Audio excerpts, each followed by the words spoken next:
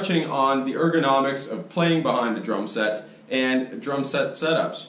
First thing I'd like to touch base on is the ergonomics of playing. So what we need to understand first is what the word ergonomics means. Ergonomics is just the best practice of performing a repetitive task. For this instance, drumming, this repetitive task, and our arms and legs are doing the motion continuously. What can we do as a drummer to correct these things without prolonging exposure to damage or harm to our limbs? First topic of discussion is the drum throne. It's often overlooked because we're sitting on it with our butts. How does the drum throne affect our playing, and why does it even matter? Why am I even talking about what a drum throne does to change our drumming? Well, believe it or not, if you seat it too high and you're playing up too high, like this, it causes a lot of strain on your legs. Therefore, the lack of blood goes to your legs and you get more lactic acid buildup. It cuts off blood and you can't play as well. Now, the subgroup of topic number one, throne height, is playing too low. So when you play too low, you have all this stress on your upper body caused from, this thing we can't see or hear, but we can feel it. It's called gravity. It's pushing down on us. It's putting all this extra force that causes us to exert our muscles a lot more than we should. This is my throne setup here. It's a couple feet off the ground. It's nothing too crazy. It sits maybe about I'd say 4 inches from the top of the rim on my snare. So I'm just gonna hop up here and then show you guys kind of how my leg positioning is and what ergonomically correct positioning looks like on the throne.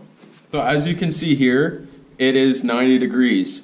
My throne isn't too high up where it's causing a lot of strain on the underside, my hamstring here on my leg. And so the power is driven from my hips, through my leg, into my lower leg, into my foot or ankle. And you got 9 degrees, so that's the perfect setup. And that's a good way to push power from your body without busting your knees or your ankles. Another thing to keep in mind too is that my pedals line up with my feet. They're not straight on like this. That's an unnatural way to be positioning your foot.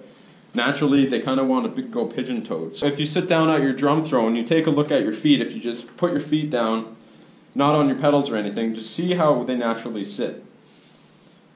Try positioning your footboard the same way that your foot is on the ground.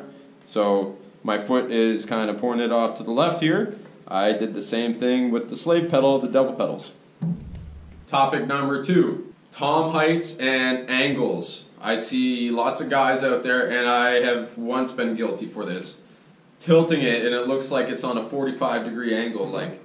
Okay, maybe you guys are comfortable with this. This is only a suggestion from me, but quite honestly, I'm not too sure how you guys can be playing on your toms like this. It just doesn't feel right. It's not really comfortable on the wrist, on the elbow, on the shoulders. It's just overall, you're going to have a bad time.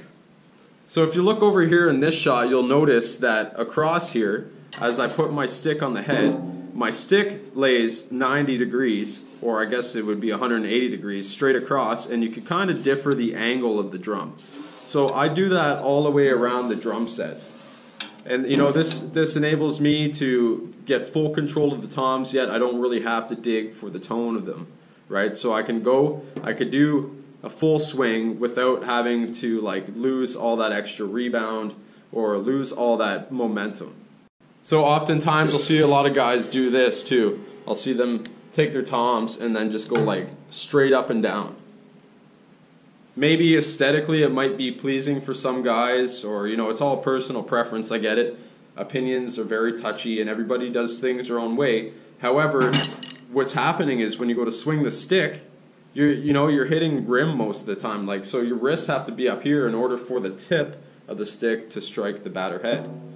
So why put all this extra energy into the playing when I can just simply take my tom mount here and just draw it back, I don't know, I'd say about 35 degrees. So I draw it back like that and I get a nice flow.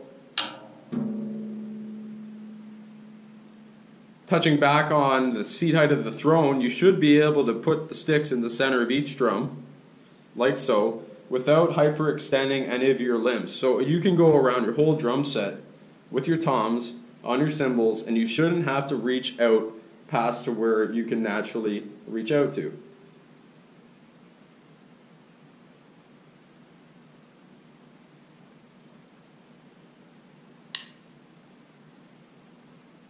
Kind of like that.